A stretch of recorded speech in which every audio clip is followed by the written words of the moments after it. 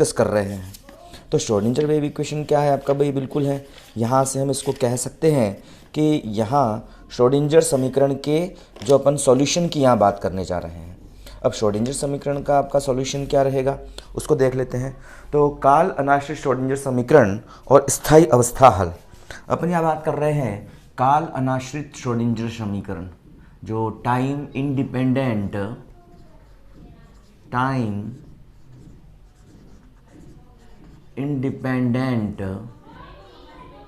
Schrodinger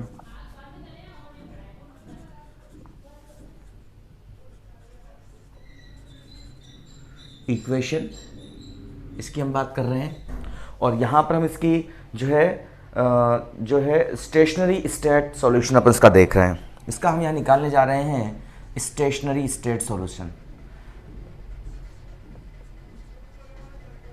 stationery state solution ये हम इसका यहाँ निकालने जा रहे हैं। तो हमारे लिए जो आपके अगर कहें तो जो काल अनाश्रित कोई भी आपका पोटेंशियल एनर्जी का एरिया है, पोटेंशियल एनर्जी का क्षेत्र है V, मतलब पोटेंशियल एनर्जी का आपका एरिया है जिसकी पोटेंशियल एनर्जी कितनी है V R वेक्टर T। मतलब कोई भी आपका एक बाउंड एरिया है, उस बाउंड एरिया में आपकी जो पोटेंशियल एनर्जी है वो कितनी है V है। तो इसमें एक पार्टिकल जो है आपका वो पार्टिकल m मास से मूव कर रहा है। पार्टिकल m मास का है वो इसमें क्या कर रहा है, मूव कर रहा है। पार्टिकल का मास m है और ये जो है मूव कर रहा है। तो मूव करते समय इसका जो मोमेंटम होता है ना, वो मोमेंटम कितना बोल देते हैं अपन, p वेक्टर है। मतलब p वेक्टर से m मास का कोई पार्टिकल इस पोटेंशियल एनर्जी के रीजन में यहाँ पर मूव कर रहा है। तो हम इसके लिए एक समीकरण हम लिख सकते हैं, क्योंकि हम जब भी कोई वेव मास का पार्टिकल p मोमेंटम से इस पोटेंशियल एनर्जी में मूव करता है तो हम इसके लिए श्रोडिंगर वेव इक्वेशन यहाँ पर कह सकते हैं। और इसके लिए जो आपका श्रोडिंगर वेव इक्वेशन होगा वो होगा माइनस का h cross square del square over 2m, h cross square del square over 2m plus potential energy V R T ये है, जहाँ R क्या कोई सी पोजीशन की हम बात कर रहे हैं। दैट्स इज इक्वल टू यहाँ से ब्रैकेट में बंद और यहाँ से इसका फंक्शन जो वेव फंक्शन है आपका जिसको अपन कहते हैं साइन RT, जिसके बारे में हम काफ़ी अच्छे से लास्ट वीडियोस में डिस्कस कर चुके हैं। ये एक वेव फंक्शन होता है जिसकी हेल्प से अपन जो है इस m मास के पार्टिकल के साथ में जो आपकी वेव चल रही है, जो डी ब्रोगली ने भी कहा था उसके लिए, तो उसको श्रोडिंगर ने यहाँ थोड़ा सुधारा था और कहा था ग्रुप के रूप में यहाँ पर इसकी वेलोसिटी होती है। तो वो अपन यहाँ पर उसका वेव फंक्शन है साइन RT। और ये जो आपका इक्वल होता है ये iota h cross del sign upon में del t, iota h cross del sign upon में डेल t, और साइन किस पे डिपेंड है आपका r वेक्टर t के लिए। ऐसा हम लिख सकते हैं इसको, iota h cross del sign upon del T. अब यहाँ पर ये जो आपकी इक्वेशन है ना, ये time independent Schrodinger wave equation है जो टाइम पर इंडिपेंडेंट होती है। तो टाइम इंडिपेंडेंट श्रोडिंगर इक्वेशन है ना। तो यहाँ पर ये भी कह सकते हैं कि जो पोटेंशियल होता है ये भी आपका does not depend on time. Potential भी होता है ये आपका जो है डजेंट डिपेंड ऑन टाइम, ये टाइम पर डिपेंड नहीं होता। ये भी टाइम से फ्री होता है, टाइम चेंज होने से इसकी पोटेंशियल एनर्जी में कोई चेंजेस नहीं आता है। तो आपका जो पोटेंशियल है ये भी टाइम पर जो है डिपेंड नहीं करता है। तो यहाँ पर हम इस फंक्शन को दो टुकड़ों में तोड़ सकते हैं। ये जो आपका वेव फंक्शन है साइन RT, इक्वेशन फर्स्ट बोल देता हूँ उसको मैं। तो साइन RT वेव फंक्शन को मैं दो भागों में आज डिवाइड कर दूँ। भाई ये तो टाइम इंडिपेंडेंट हो गया और आपका जो है ये वाला जो पोर्शन है पोटेंशियल है ये भी आपका टाइम पर डिपेंड नहीं करता है। तो साइन RT को मैं यहाँ से दो कंपोनेंट में लिख देता हूँ। एक तो लिख देता हूँ मैं psi R vector into psi T, because हमने इसकी बात करी थी यहाँ पर फाई टी बोल दो बोले इसको यहाँ पर। नेक्स्ट हमने यहाँ बात करी थी जब इसके अपने प्रॉपर्टीज़ पढ़ी भी, तो मतलब इस वेव फंक्शन को हम दो पार्ट्स के रूप में ब्रेक कर सकते हैं, दोनों का मल्टीपल इसके इक्वल होना चाहिए और होता है। तो यहाँ से ये इक्वेशन हमें मिल जाती है। अब इस इक्वेशन की हेल्प से अपन इसको इक्वेशन नंबर फर्स्ट में इसको पुटअप कर दें। जब इक्वेशन फर्स्ट में इसको मैं पुटअप करने जा रहा हूं तो फर्स्ट में इसको पुटअप कर देता हूं मैं, साथ ही साथ बिकॉज ये पूरा फंक्शन टाइम पर डिपेंड नहीं करता तो इक्वेशन फर्स्ट में पुटअप करके मैं इसको लिख देता हूं फाई टी, ये टाइम पर डिपेंड है, टाइम इंडिपेंडेंट है ये, और ब्रैकेट के अंदर आपका रहेगा h cross square del square over 2m ये है, और प्लस साथ में ये है V R vector, because of ये भी आपका टाइम पर डिपेंड नहीं कर रहा है तो नॉर्मली इसको सिर्फ वी आर वेक्टर में लिख सकता हूँ, कोई दिक्कत नहीं है, इसको टाइम पर डिपेंड नहीं है तो। और साथ में क्या बन जाएगा आपका साइन आर वेक्टर, यही है, दैट्स इजिकल टू, यहाँ से भी इसको जब दो भागों में तोड़ूंगा मैं तो राइट हैंड साइड का जो पोर्शन है यहाँ पर आपका ये टाइम डिपेंडेंट हो रहा है, ये वाला पोर्शन, तो यहाँ से मैं क्या करता हूँ कि इस साई आर, इसके रिस्पेक्ट में साई आर आपका कांस्टेंट है तो ये साई आर वेक्टर यहाँ पर टाइम पोजीशन पे डिपेंड नहीं कर रहा है तो यहाँ पर अपन I H cut H cross और कितना है del sine del phi T upon में डेल टी, ऐसे इसको यहाँ पर लिखा जा सकता है। अब मैं यहाँ से क्या करता हूँ, इस इक्वेशन में मैं साइन आर फाई टी से डिवाइड कर देता हूँ इसको, तो इसको मैं डिवाइड कर देता हूँ बोथ साइड में, इस साइड में भी और इस साइड में भी, मैं इसको जो है आपका psi R vector phi T इससे इसको डिवाइड कर देता हूँ तो आपका फाई टी से तो फाई टी कैंसिल हो जाएगा, यहाँ पर भी मैं psi R vector phi T से इसको डिवाइड कर देता हूँ तो साइन आर वेक्टर कैंसिल हो जाएगा। तो जो हमारे पास बचने वाला है यहाँ पर वो क्या बचेगा आपका, तो यहाँ से जो हमारे पास बचेगा psi R vector phi T से इसको डिवाइड कर दिया मैंने तो हमारे पास यहाँ बचेगा 1 ओवर साइन आर वेक्टर, इसको मैं ऐसे लिख दूँ 1 ओवर साइन आर वेक्टर, ये तो बच गया इस साइड, और यहाँ से इसको लिख दूँ मैं h cross square del square, ये कैंसिल नहीं किया आपने क्योंकि ये पूरी फंक्शन जो इस पर डिपेंड कर रही है आपकी, इस वेव फंक्शन जो है ना आपका जो पोजीशन डिपेंड कर रहा है ये इस के रिस्पेक्ट में चेंज होगा बिल्कुल, तो यहाँ से h cut square del square upon में 2m और यहाँ से लिख दूँ साइन आर वेक्टर और प्लस ये बन जाएगा v R vector psi R position, that's is equal to, यहाँ से बचेगा मेरे पास 1 ओवर फाई टी ये बच जाएगा और I H cross del phi T upon में डेल टी, ये मेरे पास इक्वेशन बन जाती है। इस तरह से मैं इसको यहाँ पर लिख सकता हूँ, ये इक्वेशन मेरे पास सेकंड हो जाती है। अब यहाँ से कहते हैं कि इस समीकरण में जो लेफ्ट हैंड साइड का पक्ष है ये केवल पोजीशन आर पर डिपेंड करता है। देखो एलएचएस का जो आपका पोर्शन है ये ओनली डिपेंड ऑन पोजीशन, ये सिर्फ पोजीशन पर डिपेंड करता है, ठीक है। लेफ्ट हैंड साइड का पद है ये सिर्फ पोजीशन पर डिपेंड करता है ना, तथा जो राइट हैंड साइड का पद है वो केवल किस पे डिपेंड कर रहा है, ये आपका ओनली टाइम पर डिपेंड कर रहा है, ओनली टाइम है इसमें, ये टाइम पे डिपेंड कर रहा है और ये केवल पोजीशन पे डिपेंड कर रहा है। यदि हम टाइम में परिवर्तन करें तो बायां पक्ष यहाँ पर स्थिर रहेगा। यदि अपन यहाँ पर टाइम में कोई भी वेरिएशन करें, टाइम बढ़ाएं या टाइम में कोई भी वेरिएशन करें तो आपका जो ये एलएचएस वाला रहेगा ना, ये क्या रहेगा आपका, ये कांस्टेंट रहेगा, स्थिर रहेगा, इसमें कोई भी चेंजेस यहाँ पर नहीं होगा। इसी प्रकार से अगर हम ये कहें, देखो यहाँ से मैं इसको चेंज कर रहा हूँ, ये इसके इक्वल है, अगर मैं टाइम में चेंज कर रहा हूँ तो आपका लेफ्ट हैंड साइड वाला पद जो है ना ये स्थिर रहेगा और ये किसके इक्वल है, इसके इक्वल है। मतलब ये जब स्टेबल रहेगा और ये इसके इक्वल, इसका मतलब इसको भी क्या होना चाहिए आपका, दिस इंप्लाइज आरएचएस भी क्या होनी चाहिए आपकी, स्थिर होनी चाहिए, स्टेबल होनी चाहिए, इसमें कोई चेंजेस यहाँ पर नहीं होना चाहिए। इसी प्रकार से अगर मैं यहाँ पर टी में चेंज करूंगा तो दायां पक्ष स्थिर रहेगा। अगर मैं टी में कोई चेंज करता हूं यहाँ पर, है ना, टी में कोई चेंज आर में चेंज करता हूं अगर मैं, तो आर में चेंज करने पर क्या होगा, आपका जो ये पद स्थिर रहेगा और ये इसके इक्वल है, इसका मतलब इसको भी क्या होना चाहिए, स्थिर। दोनों एक दूसरे के अपोजिट भी है है ना। तो यहां से मैं इस प्रकार से जो है यहाँ दोनों पक्ष नियतांक के बराबर होने चाहिए। भाई मैं एस्यूम्शन यूज कर रहा हूं, यहां पर ये कह रहा हूं कि आपका टाइम तो चेंज कर रहा हूं तो इसमें कोई चेंज नहीं होगा, और ये इक्वल है इसके, इसका मतलब RHS में भी कोई चेंजेस नहीं होगा फिर। और अगर मैं पोजीशन में चेंज कर रहा हूं तो RHS में कोई चेंज नहीं होगा, it does not depend on time on position.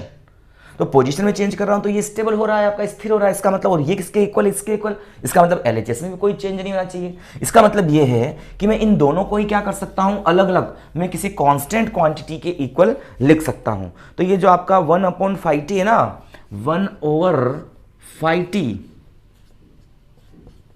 और IH क्रॉस डेल अपॉन में डेल टी किसका, 5t का, ये किसी कांस्टेंट क्वांटिटी मान लेते हैं, वो E ले लेता हूं मैं, इस E के इक्वल है ये, ठीक है ना। तो यहां पर कोई नीतांक है, यहां पर नीतांक अपन ने E लिया है, और आपका जो है ये इक्वेशन हो जाती है आपकी थर्ड, और यहां टोटल एनर्जी है, और टोटल एनर्जी यहां पर कंजर्व रहती है, हम जानते हैं इस चीज को, इसलिए मैंने इसको E के इक्वल बोल दिया भाई। और कोई तो हमें कुछ चीज में तो मोमेंटम को कंजर्व नहीं मान सकते, मास है यहाँ पर, वो भी वही चेंज थोड़ा हो सकता है भाई, जो आपका आइंस्टीन की समीकरण से जो अपेक्षित द्रव्यमान है m = m0 - v²/c², है ना, तो वो आपका चेंज भी हो सकता है यहाँ पर। लेकिन यहाँ पर जो आपका E है वो E कभी चेंज नहीं, इस पार्टिकल की टोटल एनर्जी और टोटल एनर्जी कंजर्व रहती है, इसलिए मैंने इसको बोल दिया कांस्टेंट E के बराबर। और ये जो आपका है ना स्टेप 1/ψr वेक्टर, और साथ में कितना है आपका, ये है -h⁻² del square over 2m और Sai r vector plus VR vector और साई r वेक्टर, और दैट्स इजिकल टू, इसको भी मैं किसी कांस्टेंट E के बराबर कह देता हूँ। तो ये भी आपका E के इक्वल हो जाएगा, क्योंकि हमारे इस पूरे कंक्लूजन में, इस पूरे के पूरी आपकी व्याख्या में हमको एक ही राशि ऐसे मिल रही है जो आपकी कांस्टेंट है, वो है आपका E। भैया आपका V भली टाइम पर डिपेंड नहीं करेगा, लेकिन V वेरिएशन हो सकता है, लेकिन टोटल एनर्जी क्या होती है, हमेशा कंजर्व होती है। Total energy kinetic energy plus potential energy, अगर पोटेंशियल एनर्जी कम होगी तो काइनेटिक एनर्जी बढ़ेगी, काइनेटिक एनर्जी कम होगी तो पोटेंशियल एनर्जी यहाँ पर बढ़ेगी। तो उस कंडीशन से मैं दोनों की टोटल एनर्जी क्या रहती है, हमेशा कंजर्व। तो दोनों को नियतांकों को अलग अलग ही बराबर, तो इसको मैंने E के बराबर दिया, उसको मैंने E के बराबर रख दिया। यहाँ से इस इक्वेशन को मैं यहाँ लिख रहा हूँ आपका जो है h⁻² minus h⁻² over 2m, है ना, और साथ में क्या है आपका डेल 2, ये आपका मैंने इसको ऐसा ऐसा लिख दिया। और यहाँ से साई r को मैं फिर से बाहर कॉमन निकाल रहा हूँ, तो v और ये बनेगा आपका r वेक्टर, और ये ब्रैकेट बंद, और ये निकल जाएगा साई r वेक्टर बाहर, और इस साई r को मैं उधर मल्टीप्लाई कर देता हूँ, तो E, और ये बन जाएगा आपका कितना है, साई r वेक्टर। ये इक्वेशन नंबर 4 था भैया, ठीक है। ये इक्वेशन मैं यहाँ से बना देता हूँ, और ये जो इक्वेशन रहती है ना, इसे अपन काल अनाश्रित श्रोडिंजर समीकरण कहते हैं, ठीक है। टाइम इंडिपेंडेंट श्रोडिंजर मतलब एक रूप ये था इसका, और एक रूप अपन ने ये यहाँ से निकाल लिया। इसमें अभी भी है, अभी क्या है, मिक्स है, यहाँ पर टाइम डिपेंडेंट यहाँ पर ही बन रही है। अभी देखो V T पर डिपेंड कर सकते हो, तो हमने V को तो बोल दिया, मैंने क्या V को तो मैंने बोल दिया भाई, आपका जो V है ये पोटेंशियल एनर्जी पर डिपेंड नहीं करता है आपका, है ना, ये काल आश्रित है आपकी। ये जो थी ना इक्वेशन, ये काल आश्रित थी, टाइम डिपेंडेंट थी, और मुझे बात करनी टाइम इंडिपेंडेंट, तो मैंने इसको बनाया। ये देखो टाइम पर डिपेंड कर रहा है, ये भी टाइम पर डिपेंड कर रहा है। मैंने इसको यहाँ सॉल्व किया, मैंने कहा पोटेंशियल एनर्जी टाइम पर डिपेंड नहीं करती, इसको दो फंक्शन में तोड़ा और पूरे एस्यूम्पशन से मैंने एक इक्वेशन बना दी, ये वाली h⁻² 2m और डेल 2 VR और साइन r। तो ये काल अनाश्रित टाइम इंडिपेंडेंट श्रोडिंजर इक्वेशन आपकी ये बन जाती है। तो इसको अपन टाइम इंडिपेंडेंट श्रोडिंजर इक्वेशन कहते हैं। और ये इसको जो है एटॉमिक और जो आपकी सॉलिड स्टेट फिजिक्स है, और कई जगह जो न्यूक्लियर फिजिक्स होती है, उस न्यूक्लियर फिजिक्स की बहुत सारी कैलकुलेशंस होती है। अभी अपन अल्फा डीके को भी इसकी बेस पर समझाएंगे, तो ये बहुत सारी कैलकुलेशन में यहाँ पर हमें काम में आने वाली है। इसको अपन दूसरे रूप में भी लिख सकते हैं भाई, मैंने इसको वहाँ भी लिखा था h⁻² डेल स्क्वायर, और इसको उठा करके इधर ले आओ, v - E बन जाएगा, साइन r कॉमन निकल जाएगा बराबर 0, कहा भी था हमने इसको वहाँ पर। और चाहो तो h⁻² 2m को उठा करके, तो अपन इसको इस प्रकार से लिख सकते हैं, कोई दिक्कत नहीं है इसमें। तो ये टाइम डिपेंडेंट श्रोडिंजर इक्वेशन कहलाती है। और आपका जो ये वाली टर्म है ना, ब्रैकेट वाली राशि, ये इक्वेशन नंबर 4 में, इक्वेशन 4 में ब्रैकेट वाली जो राशि है ना, इस क्वांटिटी को, इस क्वांटिटी को अपन बोलते हैं हैमिल्टनी ऑपरेटर। इसको अपन h कैप से शो करते हैं, और ये क्या है आपका हैमिल्टनी ऑपरेटर्स कहलाता है। और ये होता है माइनस का h क्रॉस स्क्वायर, है ना, ओवर में कितना है ये आपका 2m, और साथ में कितना है ये डेल 2, है ना, और कितना है प्लस वी आर वेक्टर, ये आपका हैमिल्टनी ऑपरेटर कहलाता है ना। अपने लास्ट ऑपरेटर्स में बात की थी इसकी। इसको मैं ऐसे भी लिख सकता हूँ एच ऑपरेटर, हैमिल्टनी ऑपरेटर। इसको क्या लिख दूं, इसको मैं लिख देता हूं आयोटा एच क्रॉस डेल, लिख सकता हूं इसका whole square, because of minus का स्क्वायर वापस माइनस, आयोटा का square -1, H cross del square ऐसा बन जाएगा, और ओवर में कितना है ये 2m है, और ये प्लस कितना है आपका वी आर वेक्टर है। यहां से ये क्या होता है आपका ऑपरेटर होता है ये भी, उसको अपन क्या बोलते हैं मोमेंटम ऑपरेटर। तो मोमेंटम ऑपरेटर बन जाता है हमारे पास ओवर 2m और वी आर। इसको ऐसे भी हम यहाँ पर लिख सकते हैं। तो आपका ये जो हैमिल्टनी ऑपरेटर बनता है, इसके दो रूप लिखे हैं मैंने, मोमेंटम के रूप में भी हम इसको लिख सकते हैं। तो इस तरह से आपका ये जो है यहाँ पर बन जाता है। और साथ ही साथ अगर मैं इसको एच कैप लिख दूँ तो हम कहते हैं H cap is equal to psi R E psi R, ऐसे लिख सकता हूँ एच ऑपरेटर साई आर, है ना, यहां से, और ये बन जाता है आपका ई साई आर वेक्टर। इसका मतलब अब आपका साई आर क्या बन जाएगा भाई, ऑपरेटर यदि अपन किसी भी ऑपरेटर से किसी फंक्शन पर इसको ऑपरेट करें और फंक्शन में कोई चेंज ना हो, और वही फंक्शन हमें किसी क्वांटिटी से मल्टीपल होके फाइंड आउट हो जाए, तो अपन कहते हैं ये आपका कहलाता है आइगन फंक्शन। इसकी हमने बात करी थी, ये आइगन फंक्शन बनता है। और ये जो ई कहलाती है ना आपकी, ये कहलाती है आइगन वैल्यू, ये आइगन वैल्यू कहलाती है आपकी, ठीक है। तो इस तरह से अपन इसको यहाँ पर रिप्रेजेंट करते हैं। तो ये आइगन वैल्यू और ये आइगन फंक्शन आपका बन जाता है, ठीक है। अब यहाँ से अपन कहें कि भाई यहाँ है तो स्थायी अवस्था, स्टेशनरी स्टेट सॉल्यूशन अपन निकालते हैं इसके। तो स्टेशनरी स्टेट सॉल्यूशन के लिए यहाँ पर स्थिति ऊर्जा हमने पहले ही कहा है समय पर डिपेंड नहीं कर रही है ना, और कण की गति को व्यक्त करने वाले तरंग फलन जो साई आर टी का समय पर निर्भर भाग फाई टी निम्न समीकरण का पालन करता है। मतलब आपकी जो पोटेंशियल एनर्जी होती है वो टाइम पर डिपेंड नहीं करती है, और हमने इसको दो भागों में तोड़ लिया है, और अपने ये इक्वेशन लिखी है ये वाली, जो क्या है टाइम टी पर भले ये डिपेंडेंट है और एनर्जी आपकी टाइम टी पर डिपेंड हो रही है। इसका मतलब ये कह सकते हैं कि यहाँ पर जो समय पर निर्भर भाग है तरंग फलन का, वो इस समीकरण को बिल्कुल फॉलो करता है। इसको लिख सकता हूँ मैं, तो ये इसको मैं लिख दूँ, क्या लिख दूँ, इसको मैं लिख देता हूँ आयोटा एच क्रॉस, और इसको लिख दूँ मैं डेल फाई टी ओवर कितना लिख दूँ इसको मैं del T, that's is equal to, ये मल्टीपल होकर इधर आ जाएगा तो ये बन जाएगा ई, और ये बन जाएगा फाई, और ये बन जाएगा टी। ऐसे लिख सकता हूँ इसको मैं, भाई क्रॉस मल्टीप्लाई कर दिया मैंने समय पर निर्भर भाग को जिस तरह से होता है। इसको मैं इस प्रकार लिखता हूँ, आपस में इसको मैं क्या कर देता हूँ, मैं इसको इस तरह लिख देता हूँ, देखो सुनो, डेल फाई टी है ना बिल्कुल आपका, और यहाँ से 1 में फाई टी, चलो यही ले आता हूँ वापस इसको मैं, तो 1/फाई T del phi T that's is equal to, यहाँ से ई अपॉन में I H cross I H cut, और साथ में कितना है आपका डी टी डेल टी, इधर चला गया उसको इधर लेके आ गया, ई को वही छोड़ दिया मैंने। यहाँ से इसको इंटीग्रेट अपन करते हैं, तो इंटीग्रेट करने से मुझे क्या मिलेगा, जब मैं इसको इंटीग्रेट करता हूँ तो मेरे पास क्या मिलता है 1/x dx, phi T respect में कर रहा हूँ ना, 1/x, ये पूरा x है, dx ये log x होता है, तो ये बन जाएगा आपका log कितना है फाई टी बनेगा इस प्रकार से, दैट्स इज इक्वल टू, यहाँ से ई आयोटा एच क्रॉस बाहर निकल जाएगा, और क्या बन जाएगा साथ में आपका, ये बन जाएगा आपका t, ऐसा है। और साथ में कांस्टेंट यहां पर मैं ऐड करता हूं, तो कांस्टेंट बोल देता हूं मैं log ऑफ a, ऐसा बोलता हूं इसको मैं। इसको मैं सॉल्व करने के लिए क्या मैं इसके मल्टीपल में log e लिख सकता हूं, वाई, क्योंकि log e की वैल्यू 1 होती है हम जानते हैं। इसको सॉल्व करने के लिए लिख दिया मैंने।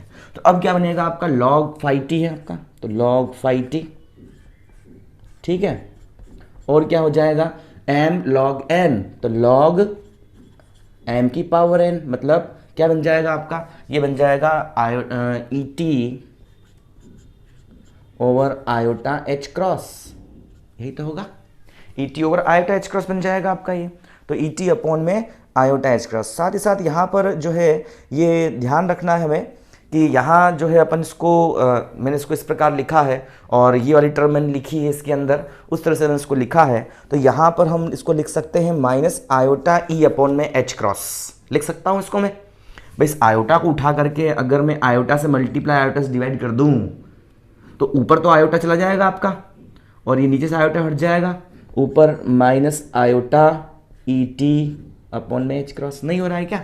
अरे भाई यहाँ पर अगर मैं ये जो आयोटा है आपका, आयोटा से मल्टीप्लाई आयोटा से डिवाइड करूंगा तो नीचे आयोटा स्क्वायर बनेगा -1 और ऊपर आयोटा एज इट इज रहेगा, ऊपर चला जाएगा। तो इस प्रकार भी लिख सकता हूँ इसको मैं। और साथ में प्लस का लॉग ऑफ ए, यही तो होता है, दोनों को ऐड करते हैं अपन, log M plus log N, log M into N. तो लॉग ऑफ आपका बन जाता है phi T is equal to log of E की पावर ऑफ कितना, ए बाहर आ जाएगा। अरे भाई log A sorry M into N, तो log M plus log N, log M into N, तो ए इंटू ई की power of iota E T over H cross बन जाएगा आपका। दोनों पक्ष को कंपेरिजन करें, दोनों पक्षों के एंटी लॉग ले लें, एक ही बात है। तो अपने पास में जो फाई टी बचता है ना, तो ये phi T that's is equal to A E की power of iota E T upon में एच क्रॉस। ये इक्वेशन हमारे पास आ जाती है जहाँ पर ए क्या है आपका, कोई कांस्टेंट होता है और इस कांस्टेंट को अपन क्या कर सकते हैं, यहाँ से जो है हटा सकते हैं। इसको नॉर्मलाइजेशन में अपन यहाँ पर कंक्लूड कर लेते हैं, कई बार ऐसा होता है। तो ये आपका आ गया इतना, यहाँ से इसको रब कर रहा हूँ मैं। देखिए अब क्या होगा आगे, आगे मैं इसको लिख दूँ कुछ इस तरह से। यहाँ से इस वैल्यू को उठाकर जो मैंने अभी वैल्यू लिखी थी, मैंने क्या कहा था, मैंने कहा था भाई आपका जो साइन आर वेक्टर टी है ना, ये आर वेक्टर टी को मैंने क्या लिखा था, ये मैंने लिखा था साइन आर वेक्टर और फाई टी, यही तो लिखा था मैंने इसको। तो इस फाई टी की वैल्यू को यहाँ उठा के पुटअप कर दूँ मैं, तो क्या बनेगा यहाँ से, दैट्स इज इक्वल टू, ये बन जाएगा आपका उस ए की पावर को यहाँ लगा, तो ए इंटू ई की पावर ऑफ माइनस का आयोटा ई टी अपॉन में एच क्रॉस और साथ में कितना है phi T, phi T value रख दी ना मैंने, तो क्या है आपका साइन आर वेक्टर। ऐसे ही इक्वेशन मुझे मिल जाती है और ये इक्वेशन नंबर 5 मेरे पास में आ जाती है। ऐसे लिख सकता हूँ मैं, स्टेशनरी स्टेट सॉल्यूशन प्राप्त कर रहा हूँ इसके लिए। तो ये मेरे पास में इस तरह से मैं सॉल्व कर दिया, इसको मैंने ऐसा लिख दिया, ठीक है ना। और यहाँ पर जो आपका ये है ना ए, इस ए को अपन नॉर्मलाइजेशन में इंक्लूड कर लेते हैं। भाई अपन जब इसका प्रसामान्यीकरण करते हैं तो यहाँ पर नियतांक ए के विषय में हम अज्ञानता होती है, यहाँ पर इस ए के विषय में अपन कुछ जानकारी हमें नहीं होती, बट इस ए को हम जब इस फंक्शन का नॉर्मलाइजेशन करते हैं तो इसको नॉर्मलाइजेशन में अपन इंक्लूड करते हैं। नॉर्मलाइजेशन क्या होता है, ए का नॉर्मलाइजेशन ये हो जाएगा आपका इंटीग्रेशन ऑफ, ये बन जाएगा -∞ टू प्लस, ठीक है। यहाँ से हमने ये इक्वेशन नंबर 6 फाइंड आउट कर ली। इस वैल्यू को हमने इस फंक्शन में ला के रख दिया, ये वैल्यू मुझे यहाँ पर मिल जाती है इसकी। अब यहाँ पर जो आपका ए जो होता है ना, ये ए को हम यहाँ से रिड्यूस कर सकते हैं, बिकॉज ए जो है आपका यहाँ पर, इसको अपन नॉर्मलाइजेशन में हम शामिल कर लेते हैं। नॉर्मलाइजेशन फंक्शन का क्या होता है कि हम जब भी किसी नॉर्मलाइजेशन करते हैं इसका, तो नॉर्मलाइजेशन में क्या करते हैं अपन, यहाँ पर नॉर्मलाइजेशन में हम ये करते हैं कि भाई आप जो है किसी भी ऑपरेटर का एज ऑपरेटर्स को अपन ले सकते हैं। ये नॉर्मलाइजेशन होता है इसका, -∞ to +∞ psi star A psi D V upon में -∞ टू +∞, ये होता है psi star psi D V. ये आपका प्रोबेबिलिटी को शो करता है नीचे वाला फंक्शन वोल वॉल्यूम के लिए, और मैक्सिमम प्रोबेबिलिटी 1 हो जाती है। और साथ में यहाँ से ए जो होता है आपका, ये नॉर्मलाइजेशन में इंक्लूड हो जाता है। तो यहाँ पर अपन इस ए को यहाँ पर फिलहाल छोड़ देते हैं, ए हमें यहाँ पर अननोन होता है। अब यहाँ से इस इक्वेशन को मैं इस रूप में लिख देता हूँ। अब मैं इसकी प्रोबेबिलिटी निकालता हूँ यहाँ पर। तो प्रोबेबिलिटी क्या होगी इसकी, भाई हमने इसको सॉल्व किया, इस Schrödinger time independent Schrödinger wave equation को लिया और टाइम डिपेंडेंट भाग को लेकर के मैंने यहाँ तक लेके सॉल्व किया। ये इसका सॉल्यूशन कहलाता है, जिसको हम आगे यूज़ करने वाले भी हैं। तो यहाँ पर अब मैं इसकी प्रोबेबिलिटी निकालता हूँ। मैं चेक करता हूँ कि भाई आपका जैसे ये श्रोडिंजर इक्वेशन टाइम पर डिपेंड नहीं कर रही है, पोटेंशियल वो भी टाइम पर डिपेंड नहीं कर रहा है, एनर्जी वो भी टाइम पर डिपेंड नहीं कर रही है, वेव फंक्शन ये भी टाइम पर डिपेंड नहीं कर रहा है, तो क्या प्रोबेबिलिटी टाइम पर डिपेंड करती है? तो मैंने इस पी आर टी को लिया, प्रोबेबिलिटी यही तो होती है आपका साइन आर टी स्क्वायर, इसका होल स्क्वायर, इसका अपन स्क्वायर कर दें। जैसे मैंने इसकी साइन फंक्शन की बात करी थी पहले मैंने, और कहा था कि इसका स्क्वायर हमें प्रोबेबिलिटी के बारे में बताता है वोल वॉल्यूम के लिए, और मैक्सिमम प्रोबेबिलिटी वोल वॉल्यूम के लिए 1 होती है। वोल स्पेस में पार्टिकल के पाए जाने की जो प्रोबेबिलिटी होती है वो 1 होती है ना। तो यहां पर मैं इसको मैं इस प्रकार लिख सकता हूं, इसको कंजुगेट के रूप में लिख दिया। इस वैल्यू को मैंने यहां लाके पुटअप किया ये, और साइन स्टार का मतलब होता है इसका कॉम्प्लेक्स कंजुगेट, और हम जानते हैं कॉम्प्लेक्स कंजुगेट में सिर्फ आपका आयोटा वाली टर्म्स पर इफेक्ट पड़ता है, बाकी टर्म्स पर इफेक्ट नहीं पड़ता है। तो यहां पर मैंने इसको लिख दिया, इसका कॉम्प्लेक्स कंजुगेट ई की power of plus iota E T upon H cross, और ये साइन आर इसको लिख दिया मैंने। जब मैंने इसको सॉल्व किया, ई की पावर ऑफ -x और ई की पावर ऑफ x क्या हो जाता है, ई की पावर 0, ई की पावर 0 की वैल्यू 1 हो जाती है, तो ये बनता है साइन आर वेक्टर और साइन आर वेक्टर इसका होल स्क्वायर। यहां से मैं देख रहा हूं कि प्रोबेबिलिटी भी टाइम पर डिपेंड नहीं कर रही है। तो इस तरह के जो स्टेट्स होती है, जो टाइम पर डिपेंड नहीं करती, उसके लिए प्रोबेबिलिटी भी क्या कहलाती है आपकी, टाइम पर डिपेंड नहीं करती। और इन स्टेट्स को अपन क्या बोलते हैं, स्टेशनरी स्टेट्स कहते हैं। ये कभी भी टाइम के रिस्पेक्ट में चेंज नहीं होती। और आपका ये जो इक्वेशन 6 है ना, ये इक्वेशन 6 इस स्टेशनरी स्टेट का सॉल्यूशन कहलाता है। ठीक है ना। तो इससे हमें एक इंपॉर्टेंट चीज सीखने को मिलती है, और ये है कि कोई भी आपका चर है, प्रेक्षणीय चर, उसके संगत संकार का प्रत्याशा मान भी समय पर निर्भर नहीं करता। कोई भी आपका ऑब्जर्वर मैंने ए लिया था यहाँ पर, और ए को मैंने नॉर्मलाइज्ड कर दिया था, तो उसकी जो एक्सपेक्टेशन वैल्यूज अगर निकालेंगे तो वो भी क्या होगी, इस टाइम पर डिपेंड नहीं करेगी। ये इसका एक इंपॉर्टेंट रिजल्ट हमें फाइंड आउट होता है। ठीक है।